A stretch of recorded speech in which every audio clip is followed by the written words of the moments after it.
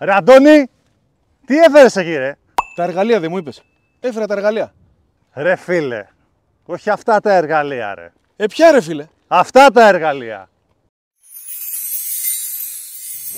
Κέρασε. Ναι. Μου φαίνεται η κόρνα χτυπήθηκε νωρίτερα η δικιά σου. Έχει ξεκινήσει η βόλτα εδώ με τα εργαλεία. Τσακώνονται με ξένα μηχανάκια που να ήταν και δικά τους. Κοιτάξτε εδώ μουτράκια, κοιτάξτε μουτράκια. Πούμε παπαγό. Λοιπόν, Είναι αυτό που λένε ότι οι άντρες δεν μεγαλώνουν ποτέ, απλά όσο περνάνε τα χρόνια αλλάζουμε παιχνίδια.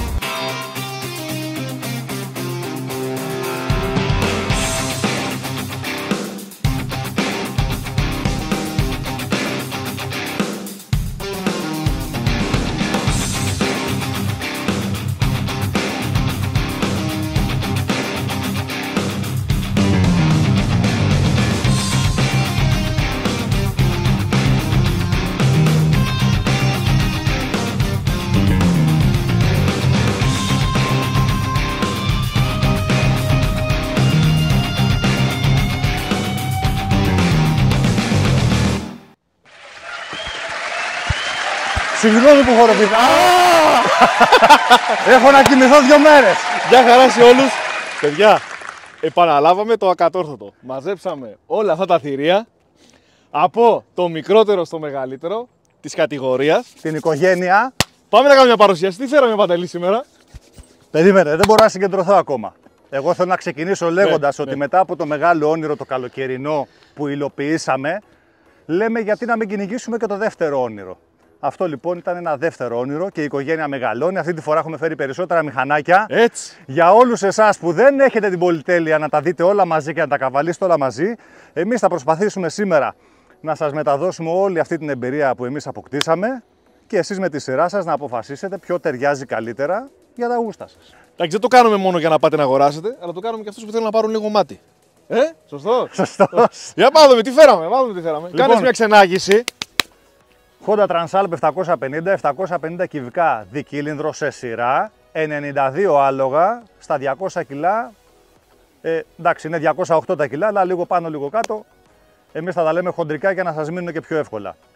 Η Honda εδώ πέρα μας έχει εντυπωσιάσει πάρα πολύ γιατί μια ζωή ήταν πολύ φιδωλή στον γκάζι. 750 κυβικά, 35 άλογα. Τώρα βλέπουμε παιδιά, 750 κυβικά με τα άλογα που πρέπει. Μας έκανε τη χάρη λίγο να ξυπνήσουμε. Έτσι. Πάρα πολύ απολαυστικό. Ναι, νευρικό, καλό, ωραίο. Για πάρε λίγο κατέμε εδώ που σου αρέσουν εσένα τα πριόνια. Συνεχίζουμε με κατέμε 790 Adventure. Έχουμε παιδιά ένα μοτεράκι δικύλινδρο σε σειρά κι αυτό, με απόδοση 95 άλογα. Ομολογώ ότι έχει κρατήσει το DNA της KTM αυτό το μπραμ χαμηλά. Θα δίνει πολύ απότομα και είναι το πιο νευρικό απ' όλα. Έτσι, χαμηλά. Συμφωνώ. Ναι. Με πολύ καλή απόδοση. Είναι στα 200 κιλά και πάει πάρα πολύ καλά. Suzuki V-Strom 800 DE. Εδώ έχουμε μια νέα κατασκευή από τη Suzuki. Ενώ μας είχε συνηθίσει στον VER κινητήρα, εδώ έχουμε 800 κυβικά εν σειρά, στα 84 άλογα και μας έχει εντυπωσιάσει πάρα πολύ και αυτό. Πάρα πολύ στιβαρό μηχανάκι. Καμία σχέση με το προηγούμενο το V-Strom. Δηλαδή, όποιοι έχουν καβαλήσει το προηγούμενο και καβαλήσουν αυτό, θα δουν ένα άλλο μηχανάκι. Εγώ δεν θα έλεγα μόνο το προηγούμενο, θα έλεγα με όλα τα προηγούμενα. 84 άλογα στα 230 κιλά. Και να περάσουμε στη CF Moto, στο 800 MT, που μοιράζεται το ίδιο μοτέρ με το KTM, 95 άλογα απόδοση, 1 κιλό ροπή κάτω από το KTM, 230 κιλά, είναι ένα βαρύ μηχανάκι, καμία σχέση με το KTM. Και εντάξει, καλά πάει σαν σύνολο και λέω σαν σύνολο γιατί δεν έχει αυτή την υβρικότητα που έχει το KTM, έτσι, καμία σχέση. Ενώ παρόλο που μοιράζονται το ίδιο μοτέρ, δεν έχει καμία σχέση. Είναι άλλο μηχανάκι. Άλλο μηχανάκι, παιδιά. Άλλο. Λες και είναι κάτι διαφορετικό. Αλλά θα τα εξηγήσουμε αυτά στη συνέχεια. Ωραία. Δικύλινδρο μοτέρ στη σειρά. Και αυτό. Πάμε στην BMW. BMW 850 κυβικά και αυτό δικύλινδρο εν σειρά, στα 95 άλογα και 233 κιλά. Δικύλινδρο, έτσι. Δικύλινδρο εν σειρά. Να περάσουμε, φίλε, και στην Triumph. Το Tiger 850. Τρικύλινδρο μοτέρ. Έτσι. Ο Άγγλος έκανε διαφορά. Όχι, την κάνει χρόνια διαφορά. 85 αλογάκια, 192 κιλά. Πολύ καλά πάει. Και θα πω μια διαφορά με τα άλλα, ότι είναι γεμάτο και χαμηλά και ψηλά. Δηλαδή βλέπεις κρατάει λίγο τη δύναμη και πιο ψηλά. Χαρακτηριστικό του τρικύλινδρου. Χαρακτηριστικό, έτσι. Παιδιά, από εμφάνιση δεν μπορούμε να πούμε ότι κάποιο είναι πιο ωραίο, κάποιο πιο άσχημο. Επομένως, αφήστε τα δικά σας σχόλια από κάτω. Εγώ έχω να πω όμως. Έλα, πες το, ρίξ' το. Με πνίγεις να πούμε Εντάξει. το σύνορα, δεν με αφήνεις να μιλήσω. Λέγε, ρε. Λοιπόν, είναι μουτσούνα τώρα αυτή εδώ και αυτή εδώ. Δηλαδή, πού τη βρήκατε, ρε παιδιά, να πούμε, εκεί Κάτσε, στη ρε φίλε, εγώ Suzuki το και στην Katem το Katem. γουστάρω. Εμένα δεν μ' αρέσει. Τι κάνω, Λοιπόν, εμένα μ' αρέσουν τα μηχανάκια που είναι έτσι μπουγιόζικα μπροστά. Ναι. Να έχεις εδώ μια μηχανάρα μπροστά σου, έτσι. Ναι. Να πεις, ωραίο πραγματικά, χαϊδεύεσαι για να τη γουστάρεις. Ανεβαίνω τώρα στο Vestrom και στο Katem και είναι μπροστά άδειο. Λέω, τι έγινε, πού πήγε το υπόλοιπο μηχανάκι. Το φάγανε. Εμένα μ' αρέσει. Παιδιά, αφήστε το σχόλιο από κάτω πώς σας φαίνεται.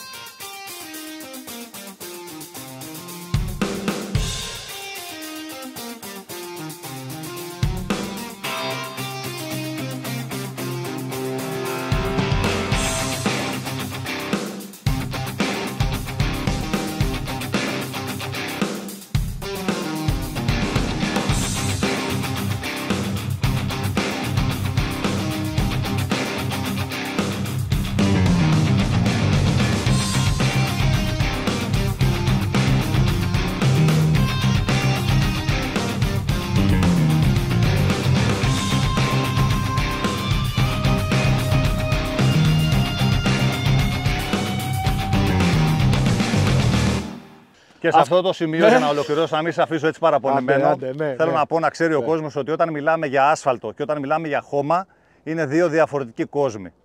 Και αυτό το παρατηρήσαμε και χθες. Θα δείτε και πλάνα εδώ που τράβηξε ο Αντώνης, που τα βάλαμε και λίγο στο χώμα. Όταν έχεις ένα μπουγιόζικο μηχανάκι και μπει στο χώμα, σε φοβίζει. Είναι βαρύ. Όχι, είναι και βαρύ. Είναι και 230 βαρύ. κιλά, παιδιά, δεν είναι διαχειρίσιμο. Εγώ το έβαλα σε σκληρό off-road το CF εχθές. Εντάξει.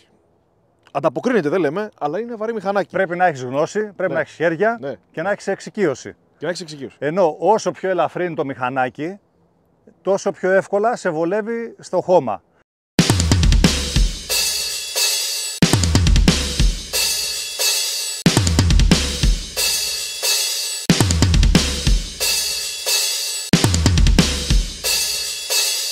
Οπότε να ξαναέρθω και να πω ότι όταν εσείς ξέρετε τι θέλετε να αποκτήσετε και τι θέλετε να κάνετε, θα κατευθυνθείτε και στο κατάλληλο μηχανάκι. Αν θέλετε πιο πολύ τουρισμού, θα πάτε πιο πολύ εδώ στα γεμάτα μηχανάκια και στα βαριά, είναι πιο άνετα στο ταξίδι. Αν θέλετε να πατάτε πιο πολύ χώμα, θα πάτε στα πιο ελαφριά μηχανάκια, που είναι πιο άδεια και σε βολεύουν στο χώμα. Και εδώ να πω για τη Honda, που έχει καταφέρει και έχει φτιάξει ένα ελαφρύ μηχανάκι, το οποίο είναι και μανιτζέβελο μέσα στην πόλη σαν ποδήλατο, είναι και πιο άνετο στο ταξίδι. Η Honda εδώ έχει παντρέψει δύο κόσμους και πρέπει να τους το αναγνωρίσουμε αυτό. Ναι. Ενώ αντίστοιχα, ας πούμε, τα άλλα δύο στο ταξίδι, εδώ το Katem, ας πούμε, στο ταξίδι, θα σε κοπανίσει πιο πολύ από το Transalp. Το Transalp έχει παντρέψει και τους δύο κόσμους. Το Katem έχει αφιερωθεί πιο πολύ στο χώμα. Το κάθε μηχανάκι έχει το δικό του χαρακτήρα και απευθύνεται και στο αντίστοιχο τερέν. Περισσότερο ή λιγότερο κατά τις 100. Όλα περνούν όμως από όλα τα τερέν, Ναι. αξιοπρεπέστατα, έτσι. Και σε αυτό να πω ότι όποιο μηχανάκι και να πάρετε, δεν πρόκειται να σας αφήσει παραπονεμένο. Τα δοκιμάσαμε όλα και στα γκάζια και στα φρένα. Δεν θα μείνετε παραπονεμένοι. Από εκεί και πέρα έχουμε να συζητήσουμε και τα αξεσουάρ στη συνέχεια. Αλλά για πες. Σου δίνω τώρα, Επειδή σου κάνω πάσα. έτσι πένεψες πολύ το Transalp, θα δώσω μια σημαντική πληροφορία. Ποια?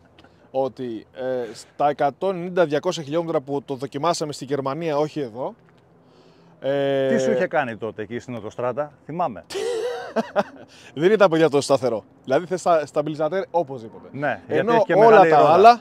Πώς? Επειδή έχει και τον 21 τροχό. Δηλαδή τα άλλα δεν έχουν 21. Έχουν, αλλά δεν ξέρω. Άστο, μην το ψάχνεις, το έχω ψάξει εγώ. Άστο. Λοιπόν, μιλάμε, τα υπόλοιπα έχουν πολύ τρομερή σταθερότητα. Με κορυφαία σταθερότητα το GS. Στα πολλά χιλιόμετρα είσαι 200-210 θα μπορείς να πίνεις καφέ με camelback. Μην αφήσουμε τα χέρια. Γι' αυτό είναι και το πιο ακριβό, έτσι. Ναι. Ακριβό. Για πάμε σε τιμές, αφού το ανέφερες. Λοιπόν, Honda. παιδιά, εδώ θα σας αρρωστήσω. Από ποιο να ξεκινήσω? Πάμε από το πιο φθηνό. Λοιπόν, το πιο φθηνό της αγοράς και το πιο στολισμένο, Ναι. πώς γίνεται αυτό δεν καταλαβαίνω, το κάνει ο Κινέζος. Σου φέρνει εδώ το CF Moto στα 11 χιλιάρικα, το Explorer συγκεκριμένα. Αυτή η έκδοση. Γιατί σου βγάζει και με 10 χιλιάρικα το απλό που δεν έχει όλα αυτά τα καλούδια. Εγώ θα έλεγα, παιδιά, εδώ μην κοιτάτε το απλό καθόλου. Εγώ αυτό θα περνάω. Εδώ Explorer με κλειστά μάτια στα 11 χιλιάρικα. Θα πούμε τα βασικά που δεν έχουν τα άλλα. Έχει κάγκελα, διπλό stand, χούφτες, Καρίνα, που θα έπρεπε να τα έχουν όλα, και το Transalp η Honda το βγάζει στα 11.500-11.700 και είναι γυμνό, δεν έχει τίποτα. Αυτόματο πιλότο. Ό,τι πάρεις πρέπει να το πληρώσεις. Συνεχίζω. Αυτόματο πιλότο, θερμενόμενες σέλες, θερμενόμενα grip, quick shifter, σταμπιλιζατέρ, οθόνη πολλαπλών με συνδεσιμότητες GPS κτλ. Ραντάρ με προειδοποίηση αν σου έρχεται ο άλλος από πίσω τυφλές γωνίες. Τι άλλο, εντάξει. Είναι πολύ φορτωμένο. Πολύ φορτωμένο.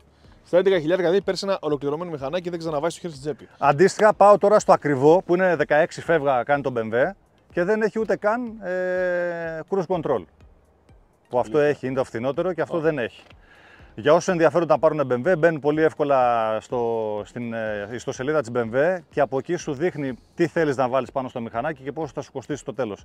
Αλλά δεν μπορούμε να το σχολιάσουμε πάρα πολύ εδώ σε τιμές, γιατί τόσο ή άλλως αυτό είπαμε, το καταργούν αυτό το μοντέλο και θα βγάλουν ένα 800 και ένα 900. Λοιπόν, είπαμε για το φθηνότερο. Αμέσως μετά πάμε εδώ στο Honda που έρχεται στα 11.5 και είναι γυμνό. Αν θέλετε να βάλετε πράγματα επάνω πρέπει να τα πληρώσετε. Και εγώ να πω πάνω σε αυτό που παιδιά πήγαμε χθες στο βουνό και δεν το δοκιμάσαμε τόσο πολύ όσο με το KTM το πιαμε. Και το CF που έχει καρίνα. Αυτό δεν έχει καρίνα και το φοβηθήκαμε. Δηλαδή δεν κάναμε τόσο σκληρό off-road. Γιατί λέμε θέλει προστασία το κάρτερ. Χωρίς καρίνα, μην πάτε πουθενά με το Transalp. Το κάρτερ είναι πολύ εκτεθειμένο και από κάτω όλες τις σωληνώσεις κτλ. Θες σίγουρα καρίνα. Να περάσουμε και στο KTM. Στα 11.750. Εντάξει, πολύ τίμιο. Λοιπόν, πάμε να μιλήσουμε για Suzuki V-Strom DE.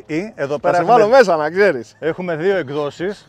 Γιατί είναι και το άλλο με τις ζάντες τις χιτές, είναι και αυτό με τις ακτινωτές ζάντες. Σε βγάζει δύο διαφορετικά αν θες να παίξεις πιο πολύ για δρόμο ή για χώμα. Τα λέω καλά, κύριε Αντώνη? Πάρα πολύ καλά. Εδώ πέρα είμαστε στα 12.150, κάτι τέτοιο. 12.195. Πολύ τιμίο για αυτά που σου δίνει. Ναι, έχει και αυτό. Έχει όλα και αυτό. Έχει κανένα δύο πραγματάκια στα επάνω. 12.000 παίρνει τα. Έχει τις χούφτες, έχει την ποδιά από κάτω. Ούτε αυτό έχει διπλό stand. Δεν μπορώ να καταλάβω τι γίνεται με αυτό το διπλό stand στις εταιρείες, γιατί δεν βάζουν ένα διπλό stand να τελειώνουν. Σου λείπουν 200 ευρώ μάλλον. Μάλλον. Τις χούφτες του, το quick shifter έχουμε εδώ. Yes.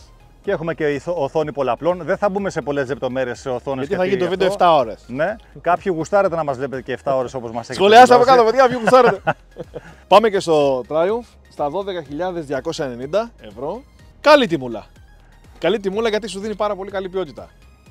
Και να τολμήσω, παιδιά, να πω ότι παίρνεις ποιότητα και δεν έχει καμία σχέση με τα προηγούμενα Tiger που είχαμε προβληματάκια με μίζες.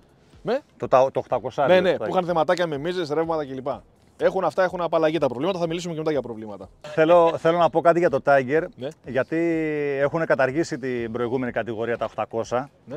Αυτό εδώ να πούμε ότι είναι ένα πάντρεμα του 900 και επειδή είδε η Triumph ότι πολλοί από τους πελάτες θέλουν να πάρουν κάτι πιο οικονομικό, έβγαλε αυτή τη σειρά που δεν έχει ρυθμιζόμενες μπροστά αναρτήσεις και δεν έχει κάποια καλούδια έτσι σε εξοπλισμό και ηλεκτρονικά, για να το βγάλουν πιο οικονομικά, αφού κάποιες άλλες εταιρείες όπως η CF πιέζουν τα οικονομικά προς τα κάτω. Αναγκάζονται και άλλες εταιρείες να βγάλουν πιο οικονομικά τα μηχανάκια τους και έβγαλε Triumph το 8,5. Γιατί το βγάζει και 900. Το 900 είναι πιο ολοκληρωμένο. Έτσι, με καλύτερες αναρτήσεις. Είναι άλλο μηχανάκι, θα έλεγα εγώ. Πιο ψηλό, πιο αγριάδα. Έχει πολλά πραγματάκια. Έχει και πολύ εξοπλισμό επάνω. Και 3 χιλιαρικάκια πάνω. Up. Εγώ πιστεύω εδώ πέρα την κάνεις τη δουλειά σου. Καλύτερο για την άσφαλτο. Καλύτερο για την άσφαλτο. Ναι. Βάζω εδώ αυτά τα τρία. 1, 2, 3. Triumph, BMW και CF. Εντάξει, εμένα μου άρεσε πιο πολύ το BMW στο δικό μου το στυλ, στο ύψος μου και σε αυτά. Παιδιά, μου έκατσε πάρα πολύ καλά το BMW και μετά το CF στο ύψος μου. Αυτά μου αρέσουν και επειδή είμαι πιο πολύ άτομο του δρόμου και του ταξιδιού στο δρόμο, εμένα αυτά τα δύο μου αρέσουν πιο πολύ απ' όλα. Φιλαράκι μου, θέλω ένα διαλυματάκι για καφέ. Λοιπόν. Πού θα με πας? Σ' έχω. Πού? Ιλτότο, ναι. Παιανία. Φύγαμε. Πάμε. Το Παιανία! Χριστάρα μου. Καλησπέρα, παιδιά. Γεια σας, Χριστάρα μου. Καλησπέρα. Φιλαράκι, ήρθαμε για ποιοτικό καφέ. Σίγουρα. Ήρθαμε να πιούμε και να φάμε. Και να φάμε. Ναι. Με τόσο κίνησμα, παιδιά, μας έκοψε.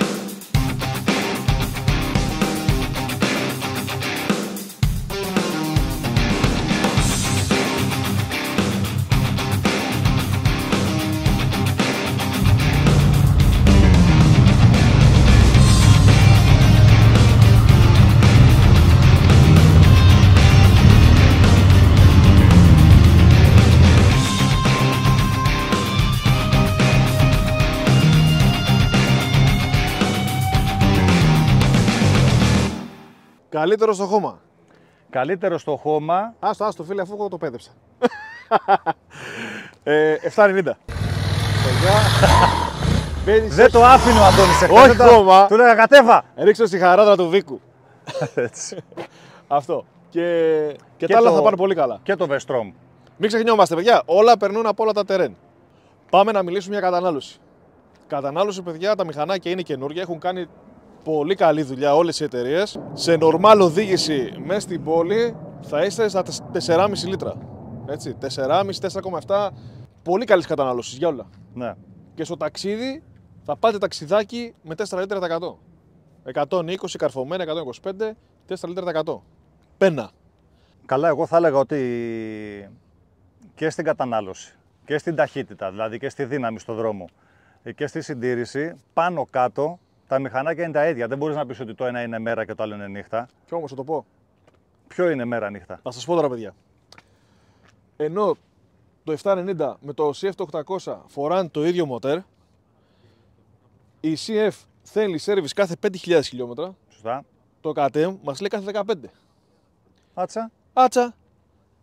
Επομένως, αν ακολουθήσεις το book service του CF, σίγουρα θα σου φεύγουν περισσότερα λεφτά, έτσι, από ότι θα δώσει κάποιος άλλος για το 790. Στη συντήρηση. Δεν είμαστε φαν στο να αλλάζεις λάδια κάθε 15, είμαστε φαν να τα αλλάζεις λίγο πιο νωρίς. Εμένα, αν με ρωτούσες, αυτός που ζητάει 15 θα έλεγα κάθε 7-8. Σωστά. Ναι, στη μέση. Αλλά στα 5, 5 είναι λίγο νωρίς. Ναι. Εντάξει. Αφού το λέει η CF, ναι. Εμείς τι να πούμε. Εδώ έχουμε κάθε 10.000 χιλιόμετρα service για μια απλή αλλαγή λαδιών. Υπολογίστε 110-120 ευρώ εκεί, από 100-120. Πάντως πάνω κάτω αυτό που μας είπαν είναι ότι το μικρό το service, δηλαδή μόνο λάδια φίλτρο, είναι κάπου στα 100 ευρώ, ανάλογα και το μαγαζί που θα το πάτε, όπως έχουμε ξαναπεί. Και το μεγάλο service, αν έχεις να τα αλλάξει όλα μαζί, τα υγρά κτλ., θα φτάνουν στα 300 ευρώ. 300 ευρώ. Αυτό είναι σχεδόν για όλες τις εταιρείες. Κάτι πολύ σημαντικό είναι ότι η Triumph δίνει εγγύηση 2 χρόνια και στα 2 χρόνια σου λέει απεριόριστα χιλιόμετρα. Εντάξει, ρε φίλε. Ναι, γιατί οι άλλοι βάζουν όριο στα χιλιόμετρα και δεν το λένε κιόλας. Αλλά εμείς οφείλουμε να το αναφέρουμε. Να κάνω και ένα σχολιασμό στα φρένα όσον αφορά το 790 με το 800. Γιατί εδώ έχουμε δαγκάνες της J-Huang, το ίδιο και στο KTM. Είναι θυγατρική της Brembo και δεν είναι Brembo. Παρ' όλα αυτά, ρε φίλε, στο 790 λειτουργούν πολύ καλύτερα τα φρένα. Βουτάει, ναι. Βουτάει άσχημα. Εδώ έχει αρκετή προοδευτικότητα. Θα τα ήθελα λίγο πιο άμεσα. Άμεσα πολύ και στο Vestrom και στο Transalp είναι πολύ καλά φρένα. BMW, τι να συζητήσουμε. Έχει φρενάρες. Παιδιά, το BMW το πληρώνετε, αλλά όταν το καβαλάς, τα νιώθεις τα λεφτά. Δηλαδή δεν λες, τώρα έδωσα τσάμπα τόσα χιλιάρικα παραπάνω, έδωσα 5 χιλιάρικα παραπάνω τσάμπα. Έχουν κάνει δουλειά και φαίνεται. Αυτή είναι αλήθεια, να το πούμε. Και στο Tiger έχουμε φρενάρες. Ευχαριστημένοι είμαστε.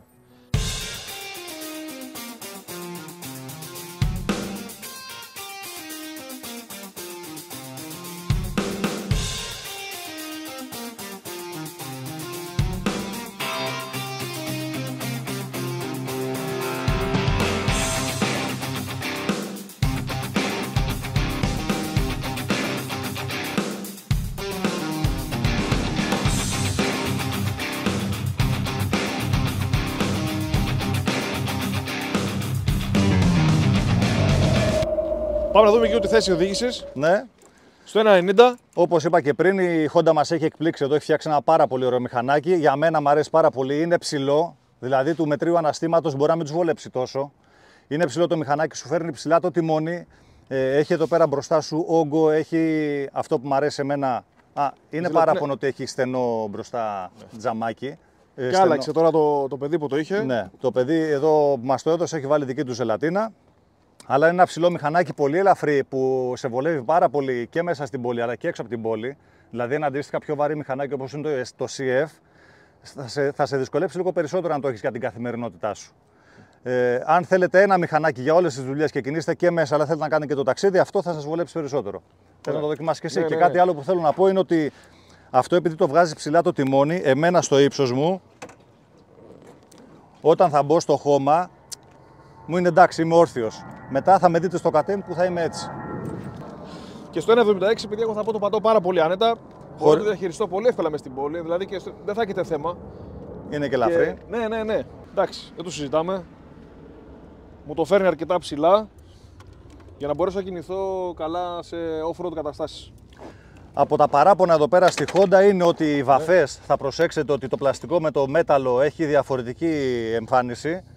Φαίνεται δηλαδή, είναι διαφορετική η βαφή. Στον ίδιο δηλαδή θα την παρατηρήσει κάποιος ότι υπάρχει μια διαφορά. Και εδώ πέρα στις βίδες και στα βιδάκια και σε κάτι εδώ πέρα στα φρένα, στα μεταλλάκια, σαν να οξυδώνεται και χαλάει το χρώμα. Παρότι είναι καινούριο. Και η σέλα που τσαλακώνει. Για να δείξουμε λίγο τη σέλα. Να περάσει έξω το μοντέλο. Να έρθει το επόμενο. Για πάρε την κατεμάρα σου εσύ, την πριονιδίλα σου. Λοιπόν, παιδιά, το πριόνι έχουμε δύο θέσεις. Τώρα έχω τη χαμηλή. Στο 1.76 το πατάς αρκετά καλά. Πολύ διαχειρίσιμο. Αυτό που δεν μ' άρεσε, όπα, φοράει και σταμπιλιζατέρ. Ορίστε. Γιατί να μην είναι σταθερό στα 200. Στη Γερμανία, όχι εδώ. Λοιπόν. Πάρα πολύ ωραίο quick shifter. Ναι, πολύ καλό quick shifter, παιδιά. Τώρα στο off-road, παιδιά, θα το. Είναι χαμηλά. Ναι. Οκ, ναι. Θα είσαι λίγο με λυγισμένα πόδια, αλλά εγώ στο 1.76 είμαι ωριακά. Αν είσαι 1.90, πώς θα βγεις? Εμένα δεν με βόλεψε. Όχι, θα σου χαλάει τη θέση, εννοείται. Θέλει λίγο διόρθωμα εδώ. Πάμε να το δούμε, ρε εσύ. Πάμε. Και κάτι άλλο πολύ σημαντικό να πούμε, ότι εδώ η KTM έχει κατεβάσει κάτω το τεπόζιτο, ναι, και έχει χαμηλά το κέντρο βάρους, σε αντίθεση με τα υπόλοιπα. Να πω και κάτι άλλο. Που είδα στο off-road. Παιδιά, ντριφτάρει έτσι.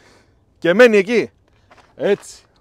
Μπες. Οπότε να πούμε ότι έχει χαρακτήρα για εσάς που θέλετε πιο πολύ χώμα να διασκεδάσετε. Είναι το μηχανάκι σας.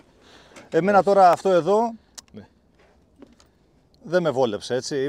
Ήμουν έτσι αγκαλικάτζαρος, ας πούμε, στο χώμα και δεν το έχω και πολύ και στο χώμα, να σας πούμε την αλήθεια, έτσι, δεν το παίζω και κανένας driverάς, αλλά με φόβησε περισσότερο αυτή η θέση οδήγησης. Κατά τα άλλα το μηχανάκι είναι παιχνίδι στο χώμα. Okay. Κλεφρώνει. Πάμε για το Βεστρομάκι. Vestrom 800DE. Πολύ ωραία θέση οδήγησης. Εγώ, παιδιά, τα Vestrom τα προηγούμενα δεν τα συμπαθώ καθόλου. Δεν μου κάνουν λες και είναι στρατζοσολίνα με ένα κινητήρα επάνω. Αυτό με το που το καβάλισα μου έδωσε πάρα πολύ ωραία αίσθηση. Ένα στιβαρό μηχανάκι που θα κάτσει στον δρόμο και στα χιλιόμετρα και εντός και εκτός. Μου άρεσε πάρα πολύ. Αυτό που δεν μου αρέσει είναι αυτό εδώ πέρα που το έχουν άδειο εδώ μπροστά. Που για το χώμα, εντάξει, θα σε βολέψει, δεν ξέρω. Είπαμε, εγώ στο χώμα δεν το πολύ γουστάρω. Σταθερό μηχανάκι. Ωραίο τεπόζιτο, ωραίες βαφές. Ωραία ποιότητα, ωραία ανάρτηση, γκάζ για φρένα, σε όλα μου άρεσαν. Πάμε να δούμε τη θέση. Και εδώ να δείξω πως κάθομαι εδώ και όρθιο, ναι, για το χώμα. Και αυτό με φέρνει καλά, είμαι εντάξει. Οκ. Μ' άρεσε. Πάμε και στο 1.76. Εντάξει, μου είναι λίγο ψηλό εμένα. Όχι ότι δεν θα μπορώ να το διαχειριστώ. Το πατάω και με τις δυο τις μύτες. Ναι. Ψηλό σου κάθεται. Ναι, είναι λίγο ψηλό. Να πούμε ότι όλα τα μηχανάκια έχουν άνετες σέλες. Ναι. Δεν έχουμε παράπονο από κανένα. Και αυτό στο front μου είναι μια χαρά. Είναι τόσο όσο. Δεν θα, δηλαδή σε διευκολύνει να πας. Το 76 σου διευκολύνει πάρα πολύ. Αλλά άμα είναι σε ένα καλά στο 90. Ναι, φαντάσου παρακάτω. Ναι. Φύγαμε. Πάμε να δούμε και το CF. Εντάξει, εγώ, παιδιά, έχω σπάσει εδώ με τον Κινέζο. Έχει κάνει πάρα πολύ καλή δουλειά. Για τα δικά μου τα γούστα. Μ' αρέσει. Οικονομικός και τα έχει όλα. Να δω κάτι. Για δες. Αν έχεις 11.000, σε βλέπω να πας να... δεν έχει, εντάξει. Κάτι ψηλά είπες. Για πάμε. Εδώ να πούμε ότι ενώ έχει τον ίδιο κινητήρα και είναι σχεδόν, θα λέγαμε, το μισό μηχανάκι ίδιο με το KTM, έχει μια τελείως διαφορετική οπτική γωνία. Και αίσθηση. Γιατί να καβαλάς 1200. Το έχουν φουσκώσει εδώ πάνω το μηχανάκι. Είσαι εδώ, είσαι ταξιδιάρης, είσαι πιο σφιχτός. Δεν είσαι δηλαδή έτσι. Είναι πιο σφιχτό το μηχανάκι, πιο πολύ για touring, πιο πολύ για ταξίδια κτλ. Αλλά θα σε βάλει και στο χώμα, που έχουμε ξαναπεί ότι το χώμα θέλει γνώση, ειδικά άμα είναι βαρύ το μηχανάκι, και θέλει χέρια. Και στο χώμα να μπει λοιπόν, κοιτάξτε εδώ, με φέρνει ωραία όμορφα ψηλά. Πάρα πολύ καλά, ναι. Πάρα πολύ καλά. Ένα μηχανάκι για όλες τις δουλειές, θα έλεγα. Εγώ παιδιά, μόλις το έβαλα χώμα, πίστευα ότι θα με δυσκολέψει αρκετά. Δεν με δυσκόλεψε. Δηλαδή θα και του λέω μετά, Παντελή, εσύ αυτό περνάει πάρα πολύ καλά. Ναι. Είναι βαρύ. Του συζητάμε. Είναι βαρύ, θέλει προσοχή. Κάτσε να δούμε και ένα 76. Σελάρα, έτσι. Σελάρα, πολύ άνετο. Σαλόνι. Έτοιμος, με γεια σου. Δηλαδή στο 1,76 δεν έχει θέμα. Πιστεύω από 1,70 και πάνω είσαι κομπλέ. Ναι. Πάμε να δούμε και λίγο στο off-road πώς θα κάθεσαι. Κάπως έτσι. Εδώ μπενδεδάρα. Και αυτό εδώ πέρα πάρα πολύ ωραία θέση οδήγησης. Ψηλά το τιμόνι που εμένα μου αρέσει και με βολεύει.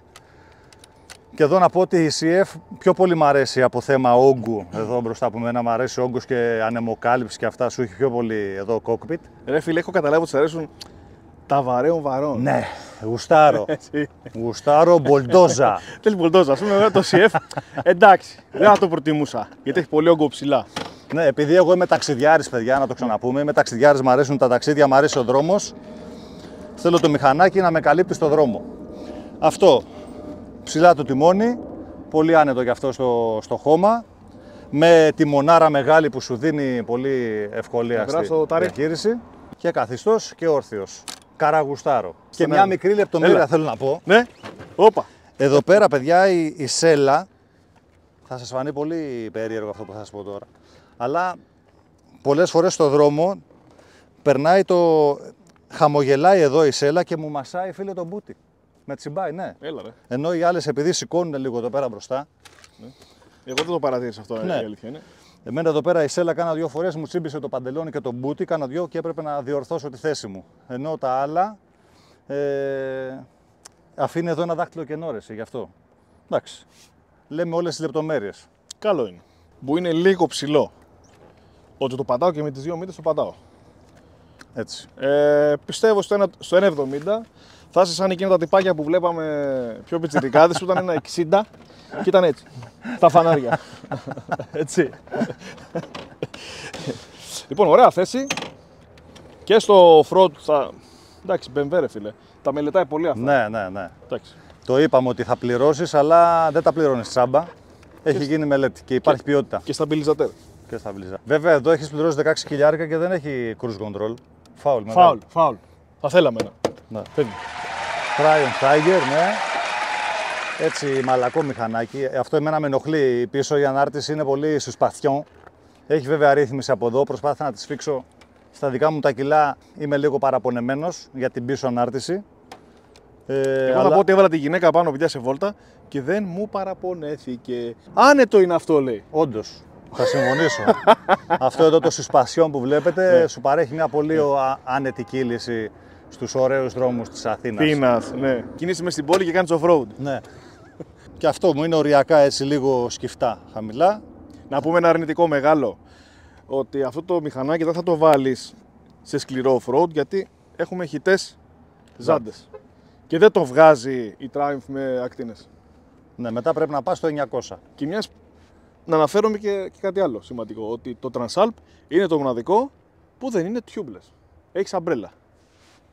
Σωστός. Σωστότατος. Και αυτό τι σημαίνει, ρε Αντώνη? Ότι εδώ διορθώνεται με ένα απλό κορδόνι και φεύγεις. Ενώ στο Transalp πρέπει να τρέχεις. Αυτό, άμα πας με 200 και σου σκάσει. Αγορεύεις 50 cent.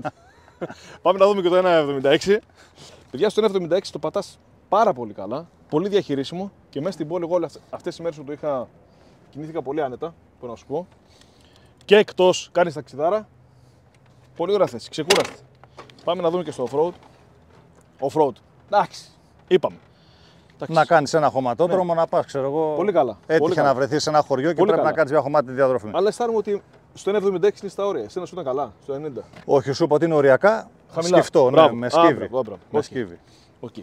Σε αυτό το σημείο να ευχαριστήσουμε όλους αυτούς που μας βοηθήσαν και μας έφεραν αυτή την άγρια παρέα. Κοίτα εδώ να δεις. Τι γίνεται. Θα ευχαριστήσουμε και αυτούς που τρώγονται να καβαλήσουν μηχανάκια. Και όλα τα φιλαράκια μας που μας βοήθησαν σήμερα να κάνουμε το βίντεο, γιατί χωρίς αυτούς δεν θα γινόταν αυτό το βίντεο. Γιατί δεν έχουμε 15 χέρια ο καθένας. Και πάμε ένα μεγάλο ευχαριστώ στη Fan Moto που μας έδωσε το KTM 790. Αυτή την αγριάδα την Πριονάρα. Έτσι, που βρίσκεται στην Ηλιούπολη. Στην BMW Σφακιανάκης που είναι στο Περιστέρι. Και μας έδωσε την GSR 850. Στην Triumph Kalirois που μας έδωσε το Tiger το 850. Και τα υπόλοιπα μηχανάκια που τα βρήκαμε από κάτι φιλαράκια που βοηθάνε το κανάλι και μας υποστηρίζουν και σας ευχαριστούμε πολύ. Και ένα ευχαριστώ να πούμε και στη Suzuki για την παραχώρηση του νέου V-Strom 800 DE. Και άλλο ένα ευχαριστώ στην μανούλα μου που με κοιτάει αυτή τη στιγμή σε Κάπως έτσι φτάσαμε στο τέλος. Αυτά είχαμε να πούμε και εμείς σήμερα. Προσπαθήσαμε να είμαστε φιδωλοί για να μην σας κουράσουμε. Θα μπορούσαμε να μιλάμε μέρες και να καβαλάμε μέρες. Ώρες και να πίνουμε καφέδες.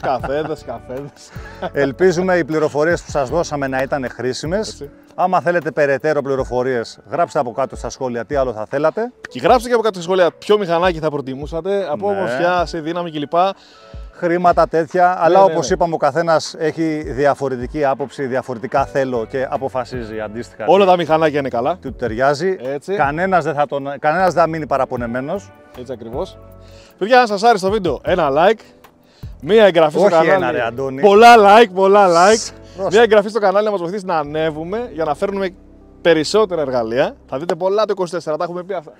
Και μια κοινοποίηση να του δουν και άλλα φιλαράκια. Γεια χαρά. Γεια χαρά.